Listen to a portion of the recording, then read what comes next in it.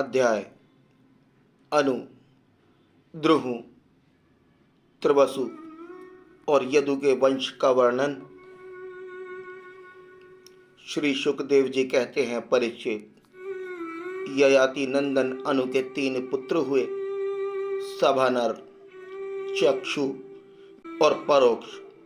सभानर का कालनर, कालनर का संजय, संजय का जन्मेजय, जन्मेजय का महाशील, महाशील का पुत्र हुआ महामना, महामना के 2 पुत्र हुए, उशीनर एवं तितिक्षु।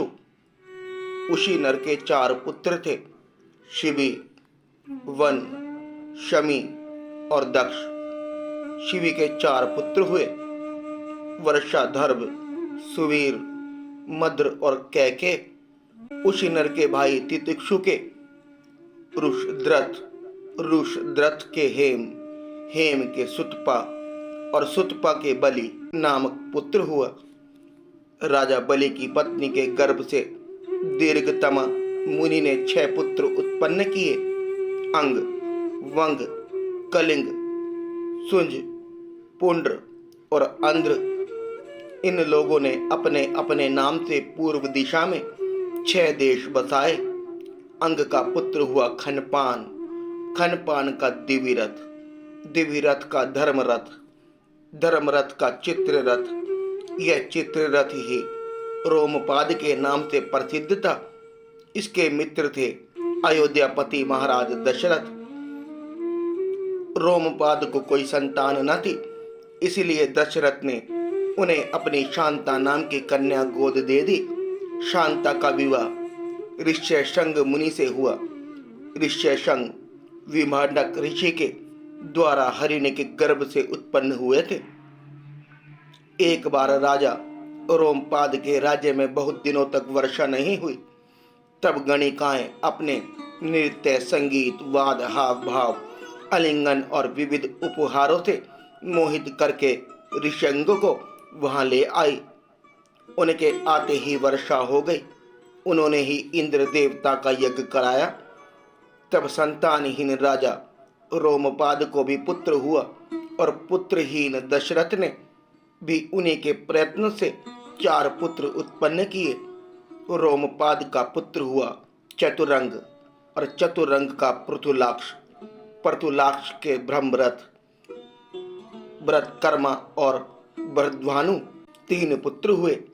भरद्रथ का पुत्र हुआ ब्रह्मना और ब्रह्मना का जयद्रथ।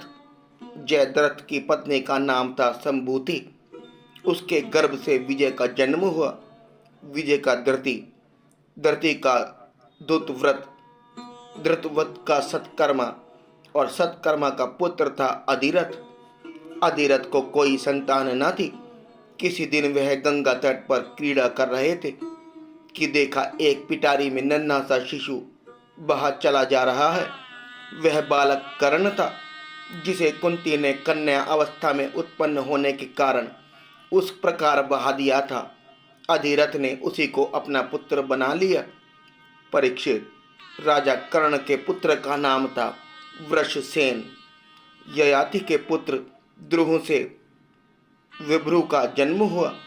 विभ्रू का सेतु, सेतु का आरब्ध, आरब्ध का गांधार, गांधार का धर्म, धर्म का धृत, धृत का दुर्मना और दुर्मना का पुत्र प्रचेता हुआ। प्रचेता के 100 पुत्र हुए।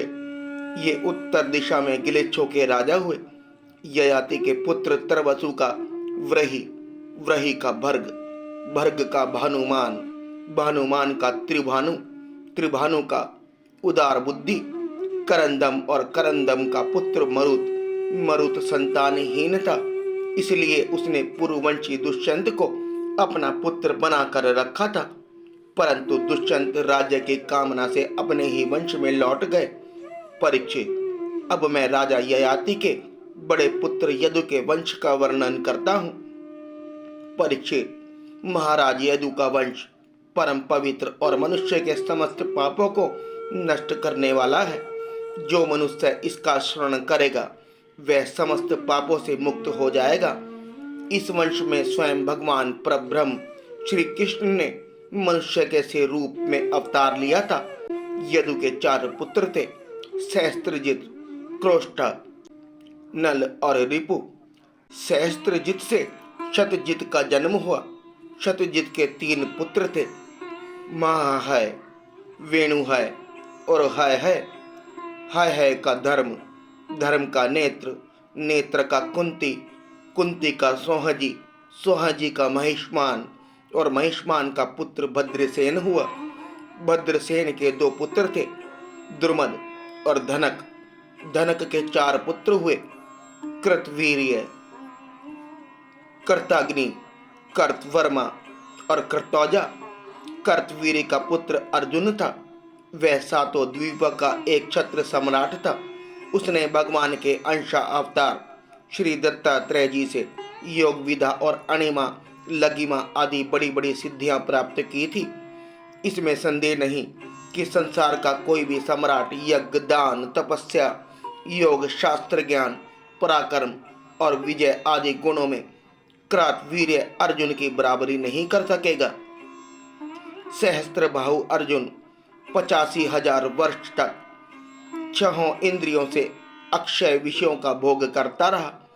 इस बीच में ना तो उसके शरीर का बल ही क्षीण हुआ और ना तो कभी उसने यही स्मरण किया कि मेरे धन का नाश हो जाएगा। उसके धन के नाश की तो बात ही क्या है। उसका ऐसा प्रभाव था कि उसके स्मरण से दूसरों का खोया हुआ धन भी मिल जाता था। उसके हजारों पुत्रों में से केवल 5 ही जीवित रहे। शेष सब परशुराम जी की क्रोध अग्नि में भस्म हो गए। बचे हुए पुत्रों के नाम जयध्वज, शूरसेन, वृषभ, मधु और उर्जित। जयध्वज के पुत्र का नाम था तालंजंग। तालंजंग के 100 पुत्र हुए। वे तालंजंग नामक क्षत्रिय कहलाए। महर्षि औरव की शक्ति से राजा सगर ने उनका संहार कर डाला। उन 100 पुत्रों में से सबसे बड़ा था वितिहोत्र। वितिहोत्र का पुत्र मधु हुआ। मधु के 100 पुत्र थे।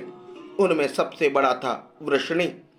परीक्षित, इन्हीं मधु, वृषणी और यदु के कारण यह वंश माधव, वरष्णय और यादव के नाम से प्रसिद्ध हुआ। यदुनंदन क्रोष्टु के पुत्र का नाम था व्रजिन्मान। व्रजिन्मान का पुत्र श्राही, श्राही का ऋषेकु, ऋषेकु का चित्ररथ और चित्ररथ के पुत्र का नाम था शशबिंदु। वह परम योगी, महान भोग ऐश्वर्य संपन्न और अत्यंत पराक्रमी था। वह 14 रत्नों का स्वामी, चक्रवर्ती और युद्ध में अजय था। परम यशस्वी शशबिंदु के 10,000 पत्नियां थी। उनमें से एक एक के लाख लाख संतान हुई। इस प्रकार उसके 100 करोड़ 1 अरब संतानें उत्पन्न हुई। उनमें पृथुशर्वा आदि 6 पुत्र प्रधान थे। पृथुशर्वा के पुत्र का नाम था धर्म। धर्म का पुत्र उष्णा हुआ। उसने 100 अश्वमेघ यज्ञ किए थे। उष्णा का पुत्र हुआ रुचक। रुचक के 5 पुत्र हुए। उनके नाम सुनो: पुरुजित, रुक्म, रुक्मेशु, पृथु और ज्यामग। ज्यामग की पत्नी का नाम था शैब्या। ज्यामग के बहुत दिनों तक कोई संतान न हुई, परंतु उसने अपनी पत्नी के भय से दूसरा विवाह नहीं किया। एक बार वह अपने शत्रु के घर से भोज्या नाम की कन्या हर लाया।